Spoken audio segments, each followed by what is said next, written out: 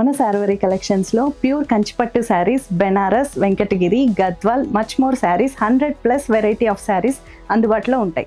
కొత్త ఆశలు, కొత్త ఆలోచనలు, కొత్త ఆశయాలతో ఈ నవవసంతం ఆనందమయం కావాలని కోరుకుంటూ శ్రీ పరాభావనామ సంవత్సర ఉగాది శుభాకాంక్షలు. మన Sareevari collections Google, Instagram and YouTube pages ఉన్నాయి. Please do like, share and subscribe. For any bookings or enquiries please contact 7993929319.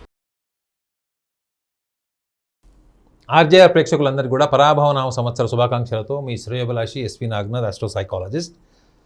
ఈ పరాభవనామ సంవత్సరంలో వృషభ రాశి వారికి మనం గోచార ఫలం రీత్యా దీర్ఘకాలంగా ఉన్నటువంటి గ్రహాలని ఒక్కసారి మనం విశ్లేషిస్తే, దీర్ఘకాలంగా ఉన్నటువంటి గ్రహాలని బేస్ చేసుకొని మనము గోచార ఫలితాలు చెప్తాం. ఈ దీర్ఘకాలంగా ఉన్నటువంటి గ్రహాలు 4 గ్రహాలు. ఒకటి గురువు, శని, రాహు, కేతువు.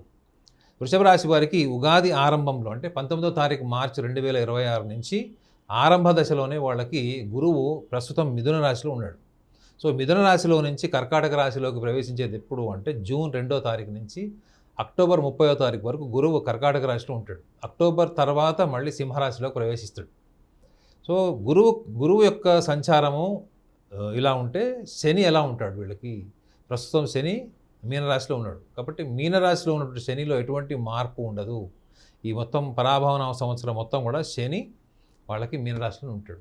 మరి రాహుకేతువులు డిసెంబర్ 8వ తారీఖు వరకు వృషభ రాశి వారికి కుంభరాశిలో ఉన్నటువంటి రాహువు, కేతువు ఎక్కడైతే ఇప్పుడు ప్రస్తుతం సింహరాశిలో ఉన్నాడో వాళ్ళలో ఎటువంటి మార్పు ఉండదు. సో వృషభ రాశి వాళ్ళు గమనించాల్సింది ఏంటంటే వాళ్ళకి ధనస్థానము, వాక్స్థానము, వ్యవహార స్థానం అయినటువంటి మిథున రాశిలో నుంచి కర్కాటక రాశిలోకి గురు సంచారం జరుగుతుంది.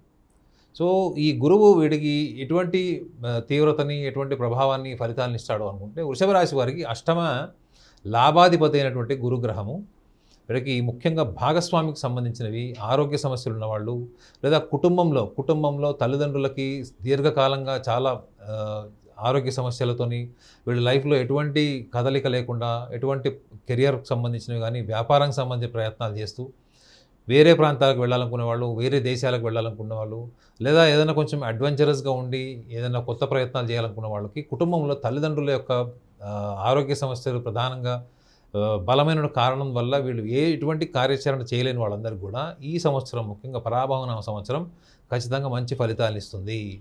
ఎప్పటి నుంచి, ఏ తారీఖు నుంచి అంటే జూన్ 2 నుంచి అక్టోబర్ 30th వరకు వీళ్ళకి ఒక గోల్డెన్ టైం అని చెప్పచ్చు వృషభ రాశి వారికి.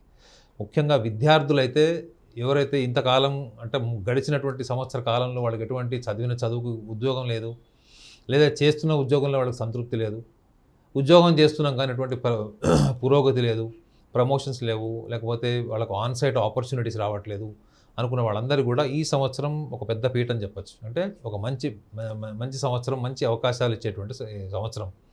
అసలు వృషభ రాశి వారికి ఒక సింగిల్ లైన్లో చెప్పాలి అంటే ఈ సంవత్సరం అంతా కూడా వీళ్ళకి అవకాశాలతో నిండిపోయేటువంటి సంవత్సరం. ద ఇయర్ ఆఫ్ ఆపర్చునిటీస్ అంటారు.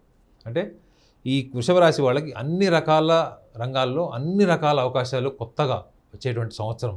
అంటే you will get more opportunities. ఎందుకంటే వీళ్ళకి దశమ భావంలో ప్రస్తుతం రాహు ఉన్నాడు.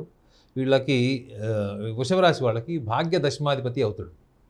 భాగ్య దశమాధిపతి అంటే శనిగ్రహం కూడా వాళ్ళకి లాభంలో ఉన్నాడు.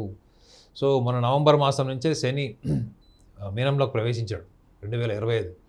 కాబట్టి ఈ యొక్క సంవత్సర కాలంలో వీళ్ళకి ఉద్యోగస్తులకు మాత్రం పెద్దపీట. ఉద్యోగస్తులకి ప్లస్ ఇక్కడ చదువుకొని అంటే విదేశాలకు వెళ్ళి చదువుకోవాలి, లేదా ఇక్కడ చదువుకొని విదేశాల్లో ఉద్యోగం చేయాలనుకున్న వాళ్ళకు కూడా చాలా అద్భుతమైన సంవత్సరం అని చెప్పచ్చు.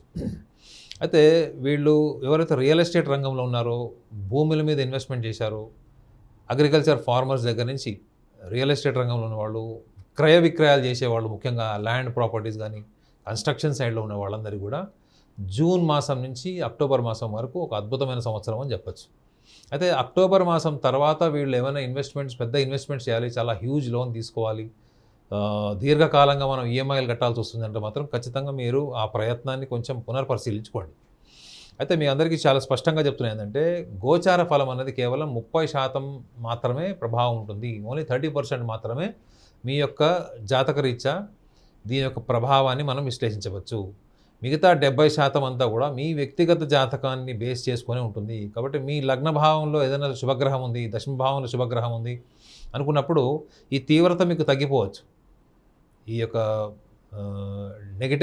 నెగటివ్ ఆస్పెక్ట్స్ ఏవైతే ఉన్నాయో మనకి పండగ ఉగాది నుంచి వచ్చేటువంటి పరిణామాలు ఏవైతే ఉన్నాయో అది తీవ్రత తగ్గచ్చు. లేదు మీకు లగ్న భావంలో కూడా అశుభగ్రహాలు ఉన్నాయి, దశమ భావంలో అశుభగ్రహాలు ఉన్నాయి, దీర్ఘకాలంగా మీరు కొంత ప్రయత్నాలు చేసి కూడా ముందుకు వెళ్ళట్లేదు అనుకుంటే మాత్రం ఈ తీవ్రత కొంచెం ఇంకా ఎక్కువ ఉండేటటువంటి అవకాశం కూడా ఉంటుంది సంవత్సరంలో. సో మీ వ్యక్తిగత జాతకంలో లగ్నభావం దశమ భావం చూసుకొని దశా అంతర్దశల్ని కూడా దృష్టిలో పెట్టుకొని మీరు ముందుకు వెళ్ళాలి. గోచారం ఏం చెప్తుందంటే గోచారం కొన్ని ఇండికేటర్స్ లాంటివి, అంటే కొన్ని సూచనప్రాయంగా కొన్ని ఏంటంటే ఈ సంవత్సరంలో మనం ఏ రంగాల్లో ఉన్నప్పుడు మనము ముందుకు వెళ్ళొచ్చు, రిస్క్ తీసుకోవచ్చు, ప్రాంతాలు మారచ్చు, పెద్ద ఇన్వెస్ట్మెంట్ చేయొచ్చు, లేదా మనం ఏదైనా జీవిత భాగస్వామికి సంబంధించిన సమస్యలు ఉన్నాయి, మనం ఆ భాగస్వామితోని విడిపోవడమా లేకపోతే కాంప్రమైజ్ అవ్వడమా, ఇటువంటి నిర్ణయాలు కూడా ఉంటాయి. వీటన్నిటికీ కొంత ఈ గోచార ఫలం అన్నది మారుతున్నటువంటి గ్రహస్థితిని బట్టి మనం కొంత అంచనా వేయచ్చు. అందులో ముఖ్యంగా భాగస్వామికి సంబంధించిన అష్టమాధిపతి అయినటువంటి గ్రహము గురుగ్రహము వృషభ రాశి వాళ్ళకి, ప్లస్ లాభస్థానాధిపతి. ఈ అష్టమ లాభస్థానాధిపతి అయినటువంటి వృషభ రాశి వాళ్ళకి గురువు ఎవరైతే ఉన్నాడో ప్రస్తుతం లాస్ట్ గడిచినటువంటి 8 నెలల నుంచి వీళ్ళు ఏదైతే ఎదుర్కొంటున్నారో సమస్యలు, దానికి మాత్రం ఖచ్చితంగా ఒక స్పష్టమైన బలమైన నిర్ణయం తీసుకున్నటువంటి తరుణం కూడా వీళ్ళకి మే ఎండింగ్ నుంచి స్టార్ట్ అవుతుంది. విడిపోవాలా కలిసి ఉండాలా ఈ విషయంలో చాలా స్పష్టంగా బలంగా ఉండేటువంటి అవకాశం వీళ్ళకి మే ఎండింగ్ నుంచి ఉంటుంది. ఈ సంవత్సరంలో ఖచ్చితంగా వీళ్ళకి ఒకవేళ అలాంటి సమస్యలు ఉన్న భాగస్వామితోని వాళ్ళు ఒక అడుగు ముందుకు వెళ్ళిపోతారు. ఏదో ఒక రకంగా రేపు పొద్దున మన బంధువులు ఏమనుకుంటారు, చుట్టాలు ఏమనుకుంటారు, తల్లిదండ్రులు ఏమనుకుంటారు, చుట్టుపక్కల సమాజం గురించి ఆలోచించి ఎప్పుడైతే వీళ్ళు బలహీన పడిపోయారో భాగస్వామికి సంబంధించింది, ఈ సంవత్సరం వీళ్ళకి ఒక పునాది ఏంటంటే ఎటువంటి పరిస్థితులనైనా వీళ్ళు ఛేదించి ఒక బలమైన నిర్ణయం తీసుకుని ముందుకు వెళ్ళిపోతారు వీళ్ళు. సో ఒక రకంగా చెప్పాలంటే వీళ్ళకి వృషభ రాశి వాళ్ళకి వెన్నుపూస కుటుంబమే. వాళ్ళకి కుటుంబ స్థానంలో కనుక ఏమైనా మార్పులు వచ్చి డిస్టర్బెన్సెస్ ఉంటే మాత్రం వాళ్ళు ఎంత డబ్బు సంపాదించినా కీర్తిపేద సంపాదించినా కానీ వాళ్ళ మానసిక ఆరోగ్యము శారీరక ఆరోగ్యం సరిగా ఉండదు. సో వీళ్ళకి అష్టమాధిపతి అయినటువంటి గురుగ్రహం కూడా ప్రస్తుతం మిథునం నుంచి ఎప్పుడైతే కర్కాటకంలో ప్రవేశిస్తాడో ఇది భాగస్వామికి సంబంధించిన విషయంలో పురోగతి ఉంటుంది సంవత్సరం. పెళ్లి చేసుకోవాలనుకునే వాళ్ళకి పెళ్ళిళ్ళు అయిపోతాయి, లేదా ప్రేమించి పెళ్లి చేసుకోవాలనుకుంటూ కూడా కొంత అనివార్యమైన పరిస్థితులు ఎదుర్కొనే వాళ్ళు గత 8 నెలల నుంచి వాళ్ళకు కూడా ఈ సంవత్సరం మంచి పెద్ద వేట ఉంటుంది, అంటే మంచి శుభపరిణామాలని చెప్పచ్చు. ఇట్ సేమ్ టైం రాహు యొక్క స్థితి కూడా వీళ్ళకి వృషభ రాశి వాళ్ళకి రాహు యొక్క స్థితి కూడా ప్రస్తుతం ఆరంభంలో అంటే సంవత్సర ఆరంభంలో చతుర్థ భావంలో ఉంటుంది. చతుర్థ భావంలో ఉన్నప్పుడు వీళ్ళకి భూమిలో తల్లిదండ్రులకు సంబంధించిన ఆస్తులు, గతంలో భూమి లావాదేవీలకు సంబంధించిన కోర్టు కచేరీలు ఏవైతే ఉన్నాయో వీళ్ళకి ప్రతికూలంగా ఉన్నటువంటి అనేక సందర్భాలు వ్యక్తులు కూడా కావచ్చు, ఆస్తి సంబంధించిన విషయాలు, అది కూడా తల్లిదండ్రులకు సంబంధించిన ఆస్తి మాత్రమే, అవి కూడా వీళ్ళకి అనుకూలంగా మారేటువంటి అవకాశం ఉంటుంది. ఒకవేళ ఎవరైనా మీకు వీళ్ళ ప్రాపర్టీస్ ఎవరైనా కబ్జా చేయడము లేకపోతే గ్రాబ్ చేయడము, వీళ్ళ ప్రాపర్టీస్ని మిస్యూజ్ చేసుకోవడం అన్న చేసినా కూడా ఈ సంవత్సరంలో వాళ్ళకి జూన్ మాసం తర్వాత శత్రువులు కూడా వీళ్ళకి మిత్రులు అయ్యేటువంటి అవకాశం ఉంటుంది, కాంప్రమైజ్ అవ్వచ్చు, లేదా అమికబుల్ సెటిల్మెంట్ కోసం వచ్చేటువంటి అవకాశం ఉంటుంది. ఈ సంవత్సరం ఖచ్చితంగా వీళ్ళకి భూమి లేదా కన్స్ట్రక్షన్కి సంబంధించిన ఇండస్ట్రీ వీళ్ళకి ఖచ్చితంగా వీళ్ళ బ్యాంక్ బ్యాలెన్స్ పెంచుతుంది. వీళ్ళు ఏవైతే లక్ ఫ్యాక్టర్ కింద భావించారో, లక్ ఫ్యాక్టర్ అంటే వీళ్ళు ఏదైతే అదృష్టం లేదు మనకి ఇన్ని సంవత్సరాలు ప్రయత్నం చేసిన లాభం లేదు అనుకునే వాళ్ళకు ఖచ్చితంగా ఈ యొక్క సంవత్సరం పరాభవనామ సంవత్సరం ఖచ్చితంగా వాళ్ళకి అదృష్టాన్ని వాళ్ళ గుమ్మం ముందర తీసిపెడుతుంది. అట్ ద సేమ్ టైం వీళ్ళకి రాహు యొక్క స్థానాన్ని కూడా మనం పరిగణలోకి తీసుకుంటే దశమ భావంలో ఉంటాడు రాహు, వీళ్ళకి అంటే 10th హౌస్లో ఉంటాడు. సో ఉద్యోగస్తులు గతంలో వాళ్ళకి రాలేనటువంటి ప్రమోషన్స్ కావచ్చు, అవకాశాలు కావచ్చు, ఇక్కడ ప్రయత్నాలు జాబ్ చేస్తూ ఆన్సైడ్ బయటికి వెళ్ళడానికి చేసిన ప్రయత్నాలు కూడా కావచ్చు, లేదా ఇంకా ఎటువంటి ప్రయత్నమైనా ఉద్యోగానికి సంబంధించినవన్నీ కూడా వీళ్ళకి అద్భుతమైన ఫలితాలను ఇచ్చేటువంటి టైం ఏదైనా ఉందంటే అది జూన్ నుంచి అక్టోబర్ వరకు. So at the same time వీళ్ళకి వృషభ రాశి వాళ్ళందరికీ కూడా ఏ సందర్భాన్నైనా వీళ్ళు ఈ సంవత్సరంలో రిస్క్ తీసుకోకూడదు. డబ్బులు కావచ్చు, కుటుంబంకి సంబంధించిన కావచ్చు, వ్యాపార రంగాలు కావచ్చు, ఎటువంటి రంగంలో అయినా వీళ్ళు రిస్క్ తీసుకోకూడదు అనుకుంటే మాత్రం అది జూన్ మాసం ముందరే. జూన్ మాసం తర్వాత వీళ్ళకంతా అనుకూలంగా ఉంటుంది, కానీ జూన్ మాసం వరకు మాత్రం ఖచ్చితంగా వీళ్ళకి ప్రతికూల వాతావరణం ఉంటుంది. ఇది మీకు అంతర్గతంగా మీ యొక్క మనోభావాలకి, మీ యొక్క మానసిక లక్షణాలన్నిటి కూడా ఈ యొక్క పరాభవనామ సంవత్సరం ఒక ఛాలెంజ్గా ఉంటుంది, ఒక సవాల్ విసురుతుంది. ఇది మన బుద్ధి ద్వారా మన యొక్క ప్రణాళిక ద్వారా, మన వ్యూహం ద్వారా కూడా కాలాన్ని మనం జయించవచ్చు, కాలాన్ని మనం మనకు అనుగుణంగా మార్చుకోవచ్చు. సో ఇటువంటి మార్పులు చేర్పులు రావడం కోసం మీరు కూడా ఒక విషయాన్ని గమనించాలి ఏంటంటే, వృషభ రాశి వాళ్ళు ఎక్కువగా ఎదుటి వ్యక్తులని ఇంప్రెస్ చేసుకుంటూ ఎదుటి వ్యక్తుల్ని వాళ్ళకు కాంపిటేటర్గా ఫీల్ అవుతారు. వాళ్ళకన్నా నేను అద్భుతంగా ఉండాలి, వాళ్ళకన్నా నేను గొప్పగా ఉండాలి, వాళ్ళకన్నా నాకు ఎక్కువ పేరు రావాలి అనేటువంటి ఆలోచనలు ముఖ్యంగా ఆడవాళ్ళకి మగవాళ్ళకి ఇద్దరికి ఉంటాయి. ఈ పోలికతో కూడినటువంటి వ్యవహార శైలి వీళ్ళకి ప్రతికూలంగా మారుతుంది. Anything related to the comparison, అది ఫైనాన్షియల్ మ్యాటర్స్ కావచ్చు, ఎంప్లాయ్మెంట్ కావచ్చు, ఆర్ఎల్స్ బిజినెస్ కావచ్చు, or else any field in case if they have the discrimination, egos or jealousy, ఖచ్చితంగా ఈ సంవత్సరం వీళ్ళకి ఒక సవాల్గా మిగిలి వీళ్ళు కొంచెం చేదు అనుభవాలను నిలిపేటువంటి అవకాశం కూడా ఉంటుంది. కాబట్టి నా సూచన కూడా ఏంటంటే, మీ అంతర్లీనంగా ఉన్నటువంటి ఈ పోలిక కన్నా మీలో గొప్ప లక్షణం ఏంటి అంటే మీ యొక్క మేధస్సు, ఆలోచన విధానము, మీ స్థిరత్వం.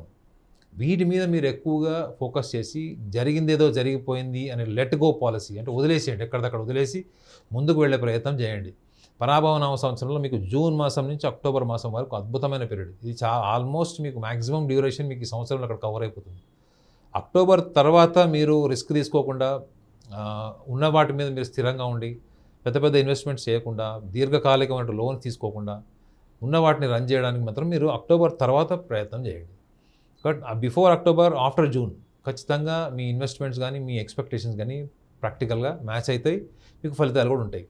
చేయకూడదల్లా ఏంటంటే ఈ యొక్క ఇన్వెస్ట్మెంట్స్, పెద్ద పెద్ద ఇన్వెస్ట్మెంట్ చేసేటప్పుడు వేరే వాళ్ళ తెలివితేటల మీద, వేరే వాళ్ళ సామర్థ్యం మీద మీ ఇన్వెస్ట్మెంట్ చేయకండి. ఎవరో బాగా డబ్బు సంపాదించారు ఒక రంగంలో, ఎవరో బాగా సంపాదిస్తున్నారు, మనం కూడా వాళ్ళతో పాటు అసోసియేట్ అయ్యి సంపాదించవచ్చు అనేది. మీ తెలివి, మీ బుద్ధి, మీ అనుభవంతో మాత్రమే మీరు ఈ సంవత్సరం ఎదుగుతారు పరాభవనామ సంవత్సరంలో. అది కూడా ఎప్పటి వరకు, అక్టోబర్ ఎండింగ్ వరకే. ఆ ముందు కాలం ఏదైతే ఉందో జూన్ మాసం నుంచి అదంతా కూడా మీకు అనుకూలంగా ఉంటుంది. పరాభవనామ సంవత్సరం మీకు ఒక అద్భుతమైనటువంటి సంవత్సరం కింద చెప్పవచ్చు, ఈ ఇయర్ ఆఫ్ ఆపర్చునిటీస్ అని చెప్పవచ్చు. కాబట్టి ఈ ఇయర్ ఆఫ్ ఆపర్చునిటీస్ అన్నింటిని కూడా సద్వినియోగం చేసుకోండి. పరాభవనామ సంవత్సరం మీకు ఒక అద్భుతమైన జ్ఞాపకాలను ఇవ్వాలని మనస్ఫూర్తిగా కోరుకుంటున్నాను.